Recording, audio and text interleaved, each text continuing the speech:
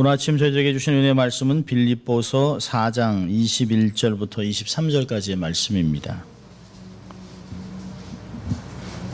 빌립보서 4장 21절, 22절, 23절입니다. 성령으로 교육 때 하나님의 말씀을 봉독해 드릴 때 여러분의 삶에 은혜가 있기를 바랍니다. 하나님의 말씀입니다.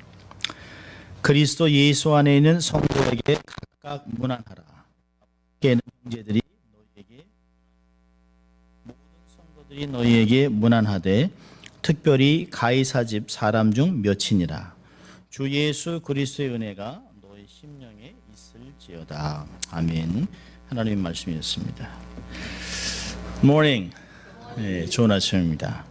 우리 또 한번 해볼까요? 양손을 가슴에 얹고 나는 하나님의 특별한 사랑을 받은 사람이다. 두 번 확신을 갖고 고백합니다. 나는 하나님의 특별한 사랑을 받은 사람입니다. 나는 하나님의 특별한 사랑을 받은 사람입니다. 아멘입니까 여러분? 자, 함께 외쳐볼까요? 하나님을 기쁘시게, 사람을 행복하게. 그렇습니다. 이게 인생의 주제죠. 우리가 우리의 삶을 통해서 드러내야 될 것. 평생 하나님만을 기쁘시게, 그리고 주위에 있는 사람을 행복하게. 우리의 삶에 옷깃만 스쳐도 인연이라고 하는데요, 하나님이 사람들을 그냥 지나가게 하셨겠습니까? 우리 삶에 두신 모든 사람들을 사랑하고 그들을 행복하게 한다면 세상은 얼마나 아름답고 살만한 세상이 될까요? 자, 오늘은 9.11 15주년 되는 날입니다. 참 안타깝죠. 어느 한순간에 그 미국을 대표했던 정말 미국의 경제 성장의 위대함, 전 세계에 패권을 쥐고 있는 경제 대국의 상징이었던 월드 트레이드 센터가 참 허망하게 무너지는 것을 보았습니다. 얼마나 많은 사람이 또 죽었습니까? 그걸로 인하여 전 세계, 특별히 중동의 그 정세가 다 바뀌었습니다. 어쩌면 그 일로 인해서 알카에다, 또 그것과 연결되어 있는 보코하람, 또 넘어가서는 아이시스가 지금 그렇게 활개를 치고 있는 것이라고 저는 생각합니다. 새로운 것은 아닙니다. 놀랄만한 것이에요. 그러나 이 마지막 때 나타나는 징조일 뿐이지 아직은 마지막은 아닙니다. 악한 세력은 끝까지 최선을 다해서 모든 사람의 눈에서 피눈물이 나게 하고 두려움과 공포를 조성하지만 결국에는 평강의 주님이 모든 것을 통제할 것입니다. 주님이 오시면 완전히 끝나지만 주님의 택한 백성들은 마지막 때까지 그런 가운데서도 마음의 평정을 잃지 않고 살아가야 되는 것이 우리의 부르심입니다. 자, 오늘은 빌립보서 마지막 강해입니다. 4장 마지막 본에 와 있어요. 바울의 마지막 인사입니다. 마지막 인사. 바울은 그가 늘 모든 편지에서 하듯이 인사와 축도로 마감합니다. 보통 평강과 은혜와 또 사랑이 있기를 바라고 있는 그런 내용들을 얘기하면서요, 에베소서와 함께 빌립보서는 유독히 주 예수 그리스도의 은혜가 너의 심령에 있기를 바란다라고 축도로 마치고 있습니다. 이 짧은 세 구절에서 중요한 세 단어를 찾는다면 21절에는 성도입니다. 성도. 예수 안에 있는 성도. 그걸 볼 것이고요. 두 번째로는 집중적으로 나와 있는 단어가 문안 세 번이나 반복하는 문안입니다. 서로 문안하라. 로마 교인들이 빌립보 교인에게 문안하고 또 빌립보 교인이 로마 교인들을 문안하는, 서로 통용하는, 그런 서로 삶을 나누는, 서로 인사하고 교제하고 이런 모든 것을 다 포함한 문안하라라고 하는 단어입니다. 세 번째 중요한 단어는 은혜입니다. 23절의 은혜. 주 예수 그리스도의 은혜. 이 세 가지를 하나씩 보려고 합니다. 어떤 면에서는 이 세 가지가 지금 현대 교회의 본질이라고 할 수 있습니다. 교회의 본질과 특성을 가장 잘 드러내고 있는 짧은 구절 안에 바울의 핵심적인 신학적인 내용들이 있습니다. 자, 먼저 첫 번째 볼까요? 21절 보면, 21절 우리 같이 읽습니다. 그리스도 예수 안에 있는 성도에게 각각 문안하라. 나와 함께 있는 형제들이 너에게 문안하고. 성도가 어떻게 됐을까요? 그리스도 예수 안에 있는 사람들이 성도라고 얘기하는 것이에요. 우린 가끔 성도, 제가 그럽니다. 예수 믿으세요? 그럼 네. 그럽니다. 크리스찬이세요? 네. 성도세요? 네. 점점 자신이 없어져요. 근데 기독교에는 당연히 성도죠. 예수 그리스도 안에 있으면 당연히 성도인데 우리가 어떤 면에서는 카톨릭의 이 영향을 많이 받았습니다. 세인트 그러면 우리가 그렇게까지는 안 될 텐데 그렇지 않아요. 우리는 모두 다 예수 그리스도 안에는 성도들이라고 하는 것입니다. 바울은 서신의 도입 부분을 대개 고린도 교회에 있는 성도들에게 또 어느 교회에 있는 성도들에게 어느 집안에 있는 교회에 있는 성도들에게라고 늘 그 편지를 그렇게 쓰고 있는 것을 발견합니다. 성도란 뭘까요? 구별된 사람들입니다. 구별된 하나님의 거룩한 목적을 가지고 따로 떼어놓은 사람들이란 뜻입니다. 그래서 하나님을 위해서 따로 떼어놓은 것들의 앞에 성자가 붙잖아요. 이 교회를 지금은 더 이상 그러지 않습니다만은 성전, 옛날에 그 하나님께 예배를 드렸던 곳이 성전입니다. 제사를 드리는 성전입니다. 이런 것들은요 성구. 그냥 책상이 아니죠. 그냥 테이블이 아니죠. 그냥 강대상이 아니죠. 성구입니다. 성구. 성찬. 뭐 이렇게 성물. 어른들은 이제 늘 하나님께 예물을 드린다, 헌금을 드리는데 성물이라는 단어를 썼습니다. 거룩한 산도 성산. 이런 단어들을 쓴 것을 볼 수 있습니다. 그렇다면 성도라고 하는 것은 하나님이 어떠한 특별한 목적을 가지고 사람들을 뽑아서 따로 떼어놓은 것이에요. 우리가 오해하지 말아야 될 것은 특별한 우수종자들, 특별한 사람들, 타고난 인생들, 아주 배경이 좋은 이런 사람들을 뽑아놓은 것이 아니라는 것이에요. 원래 우리는 그냥 죽어있는 사람들이에요. 죄로 인해서 죽어있는 사람들입니다. 살았다고 하지만 죽어있는 인생들입니다. 지옥으로 멸망으로 치닫고 있는 인생들이었습니다. 죄 가운데 태어났습니다. 결국에는 멸망으로 가게 돼 있어요. 복음에 대해서는 원수로 살았죠. 뭐 한 110년, 120년 전만 해도 누가 그렇게 예수 했습니까? 누가 그렇게 한국에 그런 교회가 많이 생기리라고 누가 상상을 했겠어요? 전 세계 50대 대형 교회 중에 7개에서 10개가 한국에 있습니다. 감리교회에서 최고 큰 교회 한국에 있습니다. 순복음 제일 큰 교회, 전 세계에서 가장 큽니다. 그런 나라가 될지 누가 알았겠습니까? 사실은 뭐 50년 전만 해도 저희가 막 어릴 때 동네 자랄 때 보면 서울인데도 성황당도 있었고 지나가면 밤낮 굿합니다. 밤낮. 굿하고 하는 게 뭐예요? 떡 돌리는 거예요. 떡이요. 시루떡 돌립니다. 그거 아무것도 모르고 생각 먹어요. 근데 예수 믿지 않는 사람들은 안 먹습니다. 저는 어릴 때 이제 모태신앙이 아니니까 공짜로 생긴 떡은 다 먹었습니다. 일단 먹을 게 많이 없었으니까 뭐 사탕도 별로 없고 그러니까 떡을 주면 잘 먹죠. 또 이렇게 뭐 무당을 통해서 구슬하고 나서 제사를 하고 나면 고기와 함께 떡을 돌렸던 것들을 기억을 합니다. 그렇게 살았던 사람이에요.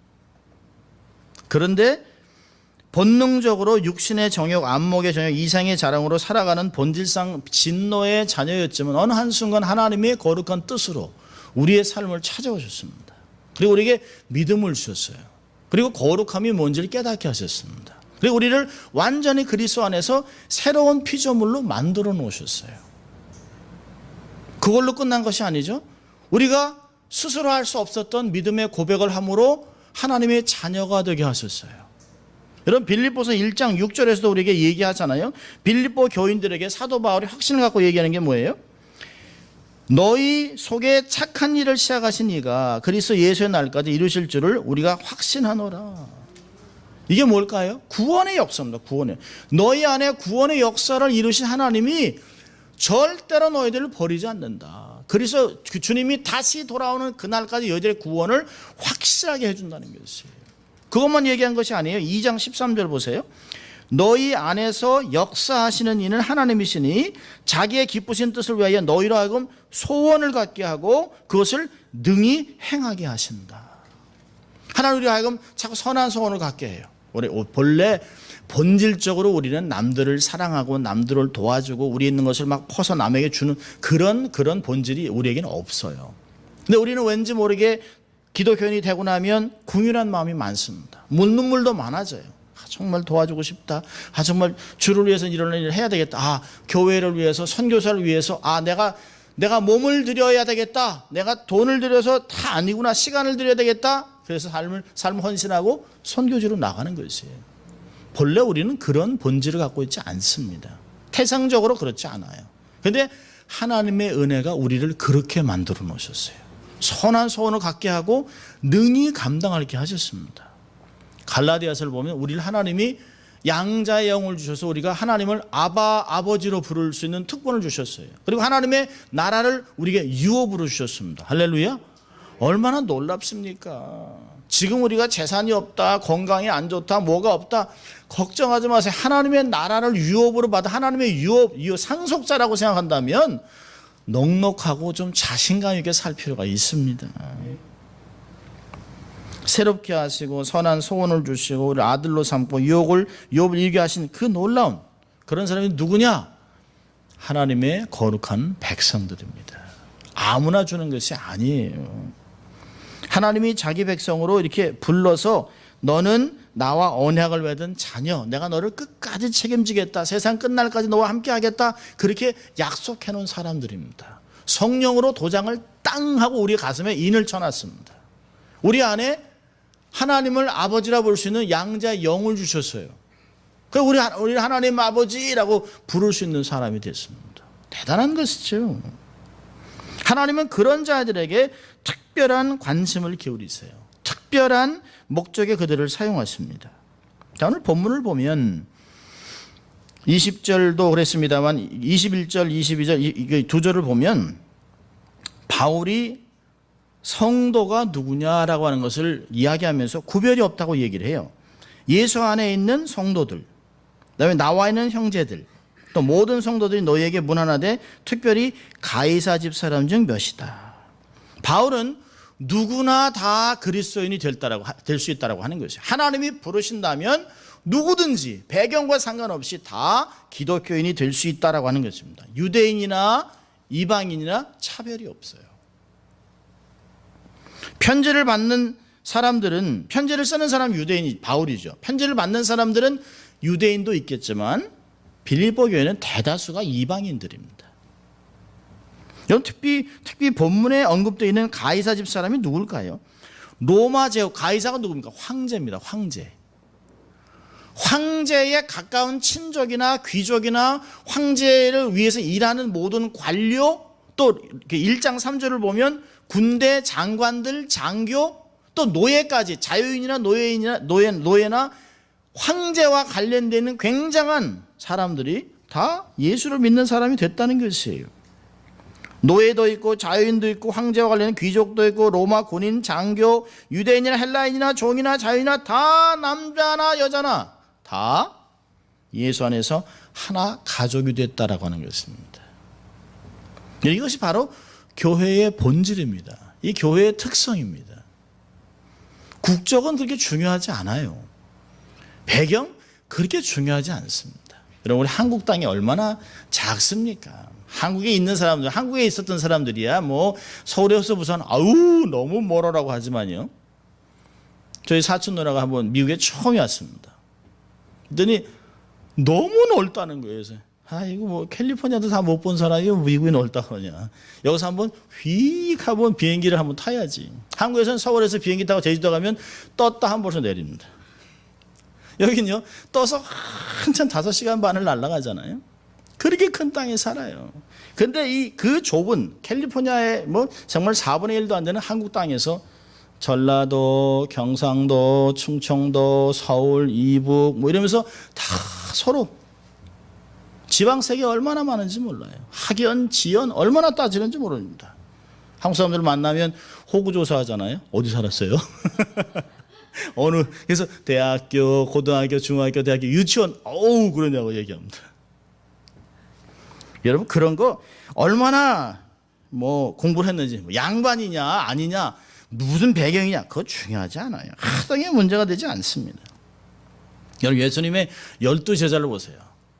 성격이 급한 막 그냥 우레의 자식 뭐 이런 이야기를 들을 사람들이 있어요. 아주 소극적인 사람도 있고 다양합니다. 사람들이 나와 다르기 때문에 함께 할 수 있는 것이에요.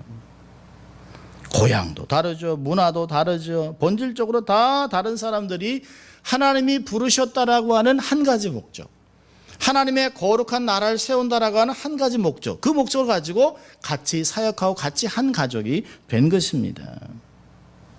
여러분, 사람이 다 똑같겠어요? 한 어머니 배에서 나온 자식도 다르잖아요. 저희 사형제도 치고받고 하고 이게 아들만 키우셨으니 어머니가 좋아하는 운동이 주로 복싱, 태권도, 축구, 럭비 이런 걸 좋아하셨습니다. 저희들이 늘 그런 걸 했으니까. 그래서 저희도 아이들 키우면서 첫째 딸, 둘째 딸, 막내 아들 다 달라요. 다 생각하는 것도 다 달라요. 그런데 우리가 하나 될 수 있는 건 뭐죠? 가족입니다. 가족. 여러분, 교회는 다양한 배경, 다양한 직업, 다양한 은사, 다양한 성품, 기질의 사람들이 모여서 하나가 된 것이에요. 어떤 이유로 누구도 제외될 수 없고 제외돼서도 안 됩니다. 여러분, 우리가 가끔 생각할 때 저 사람이 어떻게 예수를 믿었지? 그런 사람들이 있어요. 여러분, 사도 바울을 보십시오. 스데반을 죽이는데 가표를 던졌습니다. 그리고 예수 믿는 사람들을 아주 잔인하게 핍박하던 바리새인 바울이 하루아침에 예수님 만나고 180도 바뀌어버렸어요. 그리고 예수는 그리스도다라고 하는 것으로 막 유대인들에게 막 선포하고 돌을 맞고 터지고 맞으면서도 배가 파손하면서도 목숨을 걸고 복음을 전합니다. 사람들이 기가 막힌 거예요. 여러분, 가이사의 집안, 가이사 황제가 주다라고 외치던 사람들이 이제는 황제가 주가 아니에요. 예수가 주라고 고백하는, 생명을 걸고 있는 사람들, 그 사람들이 로마의 교회에 주된 멤버들이 됐습니다. 어떻게 그런 일이 가능할까요? 어떻게 막 20몇 명을 도끼로 쳐 죽인 사람이 감옥에서 예수 믿고 하나님 앞에 영광을 돌리고 갈까요? 세상에서 모든 권력을 갖고 있는 권세자, 재력가, 연예인, 유명인들이 어떻게 주일이 되면 정말 단정하게 와서 교회 와서 무릎을 꿇고 기도하고 하나님의 은혜를 사모하고 눈물을 흘릴 수 있냐는 것이에요. 이 모든 것은 다 하나님의 은혜인 것이에요. 복음이 그렇게 하신 것입니다. 복음의 능력이에요. 여러분, 레고 아세요? 레고? 그 애들이 잘 갖고 노는 레고 아시죠? 저희 이제 막내 아이가 어릴 때 레고 이렇게 막 조그만 거, 처음에 이제 큰 걸로 시작하죠. 이렇게 막 큰 덩어리들 이렇게 해서 10개짜리. 나이가 들어가면서 피스들이 점점 작아져요. 그래서 다양한 피스들이 생깁니다. 처음에는 10개, 50개, 100개, 300개, 1000개, 2000개 막. 그러니까 넘어갈수록 가격도 비싸집니다. 그리고 다양한 것들이 생겨요. 근데 처음에 이게 설명서 이렇게 다 보죠. 설명서 다 읽고, 이거 이렇게 붙이는 거구나, 이렇게 붙이면 다 읽은 다음에 이제 아들이 시간을 한참 내서 그게 끝날 때까지는 밥도 안 먹고 그만 해요. 근데 다양한 사이즈, 색깔, 모양들이 제자들이 착착착 찾아 들어가면서 그 원래 본 모습이 나옵니다. 근데 어떤 때는요, 이거 하찮은 거, 요만한 거 버릴까 했는데 아들이 그걸 찾는 거예요. 그게 없다는 거예요. 그게. 그래서 이거 했더니 그거 없으면 안 된대요. 그거 갖다 저희 볼 때는 아무것도 아닌데 그걸 척 붙이니까 요게 이빨 하나 빠진 것 같았구나라고 볼 수 있어요. 여러분, 하잘것없이 보이는 것도 하나 빠지면 온전한 작품이 안 돼요. 부족한 것이에요. 여러분, 교회에서는 절대로 저 사람 교회 안 나와도 돼. 저 사람 정말 없어도 돼 라고 하는 말 하면 안 돼요. 교회는 모든 사람이 편안하게 와서 예배를 드리고 자기의 자리를 찾아갈 수 있어야 하는 것이에요. 동질성을 갖고 있는 고향 사람, 학연, 지연으로만 묶여 있어서는 안 됩니다. 다양한 사람들이 모여서 교회가 되는 것이에요.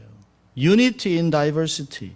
복음 때문에 다양한 사람들이 한 몸을 이루어서 어떤 사람을 발과 같이, 어떤 사람은 손과 같이, 어떤 사람은 눈과 같이, 입과 같이, 귀와 같이, 머리 같이, 몸체 같이 그렇게 움직여 주는 것이에요. 누구라도 없으면, 누구라도 보이지 않으면, 누구라도 떨어져 나가면 부족해지는 것이, 그게 교회인 것입니다. 절대로 교회에서는 그런 말이 들리면 안 돼요. 괜찮아, 없어도 돼. 아니요, 없으면 안 되는 거예요. 그게 목사의 심정입니다. 에이, 목사님 나 하나 안 와도 괜찮겠지? 아니요, 그렇지 않아요. 성도는 다양성에 있습니다. 그리고 그 다양성이 연합되는 데 있는 것이에요. 이 모든 사람이 그리스도 안에 있기 때문에 성도라고 부르는 것이에요. 자, 두 번째는요. 두 번째는 서로 무난하라는 거예요. 각각 무난하라. 그럼 초대교회는 말씀드린 것이 배경이 중요하지 않았어요. 어느 지역이나 어느 나라나 어느 배경이 상관하지 않았습니다. 그런데 그들은 서로에 대해서 아주 관심과 염려와 놀라운 사랑으로 하나가 되어 있었습니다. 빌립보 교회 그리스도인들은 로마 그리스도인들을 염려했어요. 로마 그리스도인들은 빌립보 교인들에게 안부를 묻었습니다. 이것이 어느 서신이나 이런 모습들을 찾아볼 수 있어요. 바울 서신 안에 보면 누가 누구를 교회에 있는 누구에게 안부한다. 너희는 서로 거룩한 입맞춤을 하라. 안부를 묻고 안부를 이야기했습니다.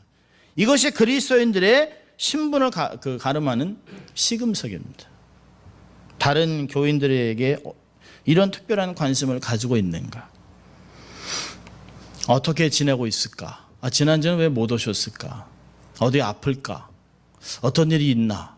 궁금해하는 것이 성도들이어야 하는 것이에요. 어떤 형편에서 있는지, 고통을 겪고 있는지 중보기도 해주는 것, 그게 교우들입니다. 여러분, 고통당하는 세상의 수많은 그리스도인들, 우리처럼 자유롭게 예배드리지 못하는 다른 그리스도인들에 대한 한 번이라도 생각해 본 적이 있는가? 여러분, 지금도 나이제리아에서는 작은 마을에서 기독교 교인이라고 하는 것 때문에, 예수를 믿는 것 때문에 산채로 불에 태워 죽입니다. 지금도 이루어지고 있어요. 최악입니다, 최악. 인도에서는요, 과격한 힌두교도들이 교회를 쳐들어와서 교회를 폭파하고 목회자와 성도들을 있는 자리에서 그대로 강목으로 때려 죽여요. 아이시스는요, 그냥 알라를 믿지 않는다고 해서 칼을 대서 목을 그냥 땁니다. 목을. 그리고서 머리를 들고 이렇게 기뻐하고 있어요. 이게 여러분, 이슬람은 절대로 평화 종교가 아닙니다. 예수 믿는 것 때문에 자기의 삶이 그냥 산채로 태워지고 수장되고 화형으로 죽고 이런 일들이 얼마든지 많은지 몰라요. 근데 그런 이야기를 들을 때 우리의 마음에 어떤 동요가 있냐는 거예요. 그거야 그 사람들이 거기 태어났기 때문에 그런 거죠. 나만 괜찮으면. 그렇지 않습니다. 머리 대신 예수 그리스도 한 몸을 잃었다면 손가락 하나 발가락 하나 아프면 온몸이 아픈 거예요. 아파해야 되는 것이에요. 초대교회의 두드러진 특징은 서로에게 관심이 많았다는 것이에요. 정말 힘든 중에서도, 극한 가난 중에서도 예루살렘 교회가 힘들다고 하는 것 때문에 선경금을 모아서 후원을 합니다. 먹을 거 안 먹고 허리를 동여매면서 다른 교회를 도우려고 애를 써요. 다른 이들에게 어떤 일이 생기지 않았는지, 핍박을 당하지 않는지 늘 살핍니다. 간절히 도우려고 애썼어요. 모든 나라 민족에 복음을 전파하는 일을 거두려고 했습니다. 도우려고 했습니다. 이것이 초대교회 그리스도인들이 나타난 특징입니다. 이게 교회된 교회의 모습이에요. 교회가 본질을 상실하고 타락하면서 나타나는 게 뭔지 아세요? 이기주의, 극단적인 이기주의. 나만, 우리 가정만, 우리 교회만 괜찮으면 돼요. 다른 교회 흔들리는 데 대해서 관심을 쓸 시간이 없어요. 성도들이 함께 교제하는 것을 거부합니다. 자신의 삶을 나누지 않아요. 소위 이런 얘기도 해요. 내 형편 너무 알려고 하지 마세요. 나도 당신에 대해서 신경 끄고 살 테니까. 충격적인 이야기. 마치 교회에 온 사람들이 자기의 신분을 철저히 숨긴 스파이들 같습니다. 스파이들. 많은 그 군중 속에서 숨어 있는. 그러면서 군중 속에서도 외로움을 느끼는 거예요. 예배실에만 갈 수 있을 뿐이지 한 교회를 다니는 거 외에는 아무것도 몰라요. 아니, 알려고 하지도 않습니다. 적당한 거리를 유지하면서 적당히 아는 정도로만 지내요.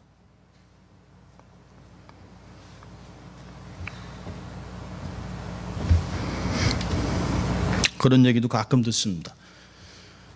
어느 목사님이 식당을 갔어요. 막 식당 주인이 너무 반가워해요.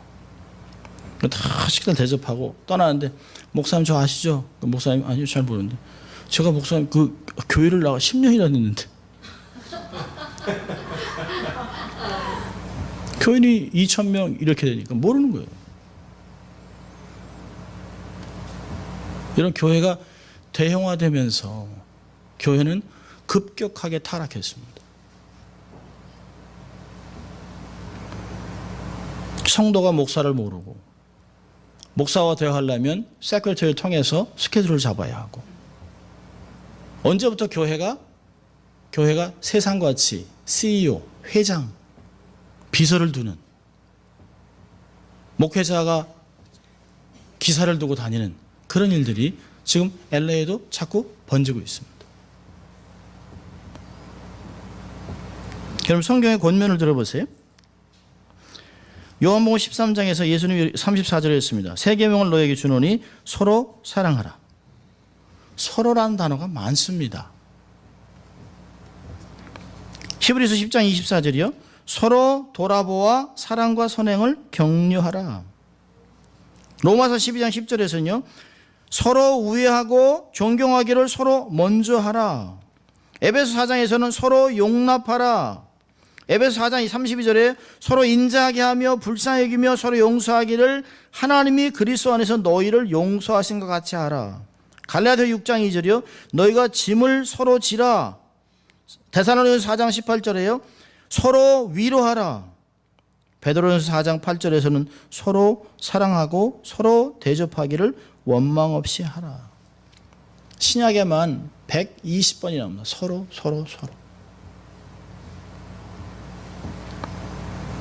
자, 그런데요, 바울이 말세에 나타날 모습에 대한 경고를 이렇게 얘기했습니다. 디모데후서 3장을 보면, 내가 이것을 알라. 말세에 고통하는 때가 이르리니 사람들은 자기를 사랑하며 돈을 사랑하며 자긍하며 교만하며 회방하며 부모를 거역하며 감사치 아니하며 거룩치 아니하며 무정하며 원통함을 풀지 아니하며 참소하며 절제하지 못하며 싸나우며 선한 것을 좋아하지 아니하며 배반하여 팔며 조급하며 자고하며 쾌락을 사랑하기를 하나님 사랑하는 것보다 더하며 경건의 모양은 있으나 경건의 능력은 부인하는 자니 이 같은 자들에게서 내가 돌아서라. 여러분, 여기 나와 있는 모습이 다 현대 교회의 모습 아니겠습니까? 이게 슬픔이에요. 우린 말세를 살아가고 있습니다. 극단적인 이기주의, 황금 만능주의, 한번 흐트러지면 절대 안 보는, 교회가 한번 쪼개지면 평생 안 봅니다. 절제하지 못해요. 교회가 성도들의 헌금으로 세워진, 피가 묻은 헌금으로 세운 교회를 가지고 싸워서 결국은 변호사만 기쁘게 합니다. 법정으로 갑니다. 안 풀어요. 경건의 모양은 다 있어요. 장로, 목사, 권사, 선교사 다 이러고 있어요. 세상하고 하나도 다른 게 없어요. 경건의 능력은 하나도 없습니다. 저는 오늘 바울은 이야기합니다. 예수 그리스도 안에 너희들이 성도가 되었다. 그렇다면 서로 사랑하고 서로 안부를 묻고 서로 도와주고 격려하고 인도하고 밀어주고 당겨주고 하면서 하나님의 뜻을 이뤄가는 공동체를 만들어가라고 하는 것이 사도 바울의 피묻힌, 아주 피 맺힌 이야기입니다. 맨 마지막 편지에서 중요한 것을 이야기하고 있어요. 단점은 지적하지 말고 장점을 격려해주고 용납하고 품어주는 것이 교회의 본질입니다. 왜 그럴까요? 가족이기 때문에.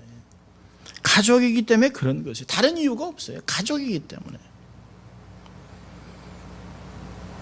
자식을 키우면서 부모들이 속이 썩는다 그러잖아요. 정말 속이 새카맣게 한 고목나무 같다. 어릴 땐 에이 무슨 뭐. 근데 서서히 안에 까맣게 타들어가는. 그런데도요, 가족이니까, 자식이니까, 아내와 남편이니까 품는 거예요. 교인이니까 품는 것을. 서로 관심을 가지세요. 세 번째로 23절에요. 가장 중요한 것이라 볼 수 있습니다. 23절 같이 읽습니다. 주 예수 그리스도의 은혜가 너희 심령에 있을지어다. 예. 사도 바울이 빌립보 성도를 위해서 마지막 기도하고 축도를 하고 있어요. 이 말을 바울은 바울 서신의 초두나 마지막에 이 말을 많이 썼습니다.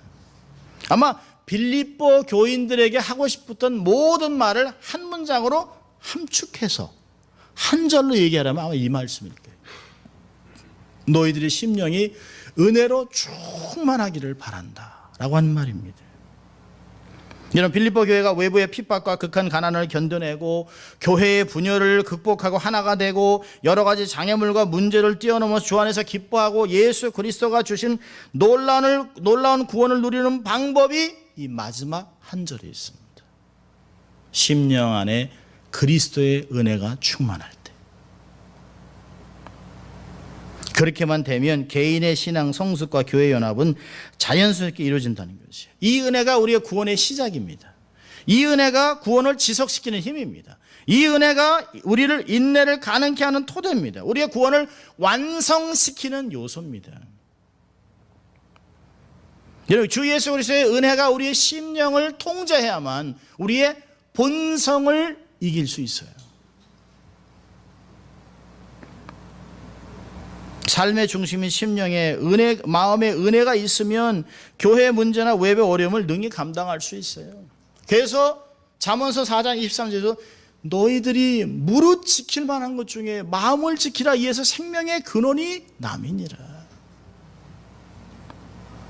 심령의 상태만 바르면, 마음의 상태만 바르면, 바르게 지키면 어떤 일이 있어도 괜찮아요. 중요한 건 삶이 아닙니다. 그 삶을 유지하는 내면의 상태를 이야기하는 것이에요. 여러분, 그렇잖아요. 우리가 겉으로 이렇게 번지르하게 입었어도 안에서 썩어간다면 우리가 나오는 말들이 온전할 수가 없어요. 아무리 밖에서 비바람이 불고 아무리 힘들어도 내 마음이 동요가 없으면 그건 괜찮아요. 뭐 비 오는 날도 있고 바람 부는 날도 있지, 그런 거 아니겠습니까?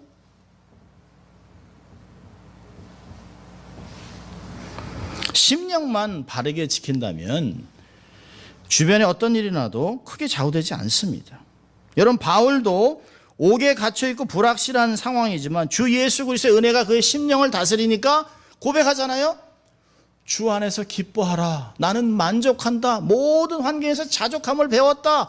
그리스도께 내가 능력 주시면 못할 일이 없다. 주를 위해 내 삶을 헌신했다. 내가 죽게 가는 것이 더 좋지만 너희들을 위해 내가 또 남아서 복음을 증거하는 삶이 어떤 것인지 삶으로 증거하고 싶다. 그렇게 얘기하잖아요. 되게 우리는 어떨까요? 힘들고 어려우면 그냥 콱 죽어버리고 싶다. 우리 그런 얘기 하잖아요. 우리 할머니들, 어르신들, 에휴, 일찍 죽었어야 되니 험한 꼴을. 아이고, 앞으로 경험할 게 너무 많아요. 너무 많아요. 이제 좀 있으면 수술도 안 해요. 요만한 기계 집어넣어도 몸 다 고친답니다. 권사님 한 150까지 이렇게 한번 견뎌보세요. 150은. 내가 모세보다 30년 오래 살았다. 뭐 이런 기대감을 좀 갖고 사세요. 사람은요, 아휴, 죽자. 이러면요, 이 모든 세포가 그 말에 순종합니다. 아, 죽으란다. 이게 다 준비한다. 모든 세포가. 살자. 나 할 수 있다. 이러면 모든 세포가요, 딱 깨어난답니다. 그래. 이런 게.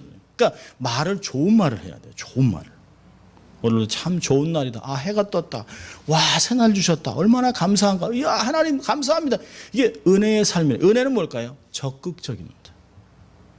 은혜는 삶을 하나님의 눈으로 봅니다. 환경이 중요한 게 아니에요. 환경을 해석하는 게 중요한 것이에요. 똑같은 걸 놓고도 아, 물이 반밖에 없어 라고 분노하는 사람이 있는데 어떤 사람은 반이나 있어. 반이나. 그건 은혜가 그렇게 하는 것이에요. 은혜가. 못 살겠다고 하는 사람이 있지만 그래도 하나님이 내게 힘 주시니까 가능한 거야. 그게 은혜라고 하는 것이에요. 그래서 은혜를 받아야 하는 것이에요. 은혜를 받아야 다른 관심을 둘 수가 있어요. 그런 여유가 생겨요.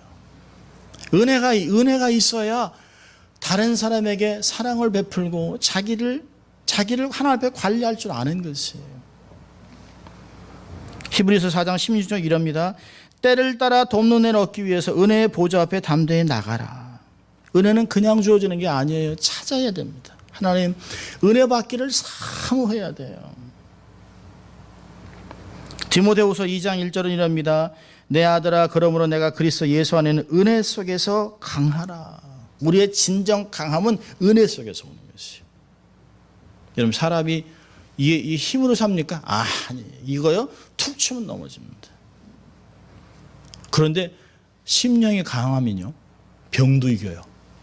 심령이 강하면 환경을 뛰어넘을 수 있어요. 심령이 강하고 안정감이 있으면 삶 속에 어떤 장애물이 와도 뛰어넘을 수 있습니다. 여러분 은혜는 뭔지 아세요? 자기 힘으로 가는 게 아니에요. 은혜는 하나님의 도움으로 가는 거예요.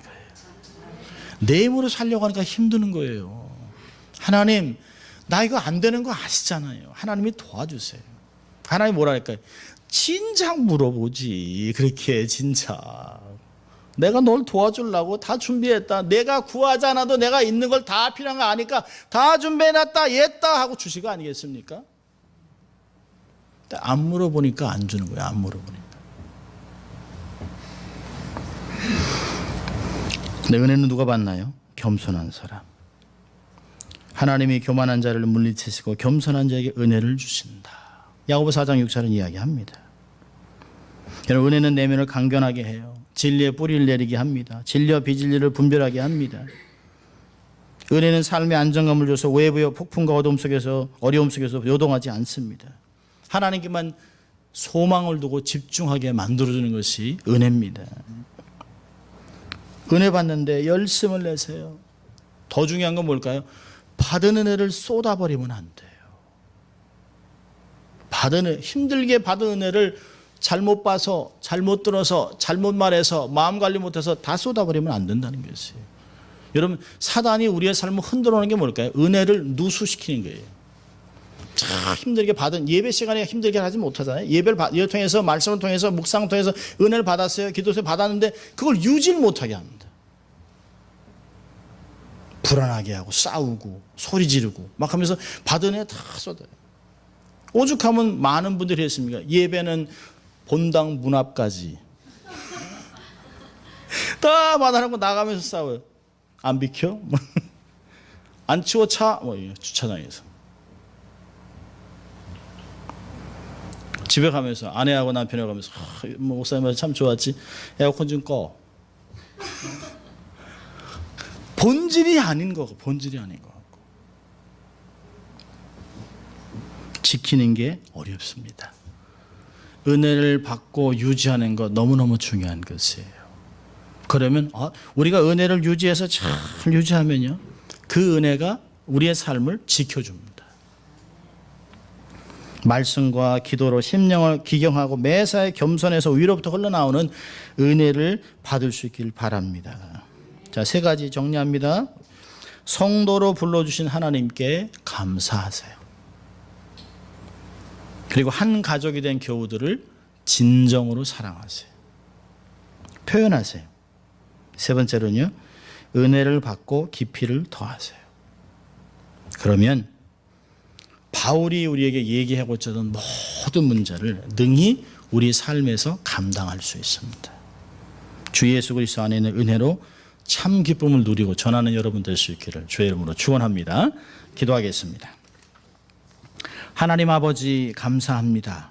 오늘도 예배를 통하여 말씀을 통하여 우리가 어떻게 살아가야 될지를 얘기하시고 교회의 본질을 말씀해 주신 주님 감사합니다. 우리가 다 그리스도 안에 있는 성도이기 때문에 감사하고 우리를 한 가족으로 만들어준 것 때문에 서로 사랑하기로 결정하고 또 은혜를 통하여 모든 문제를 능히 극복하는 자의 삶을 살기 위해서 이 말씀을 마음에 새기고 세상으로 다시 나가려고 합니다. 주님 우리를 홀로 두지 마시고 도와주시고 힘주시고 격려하시고 승리할 수 있도록 한 주간 은혜스러운 한 주가 될 수 있도록 주님 축복하여 주시옵소서. 감사하고 예수님 이름으로 기도합니다. 아멘.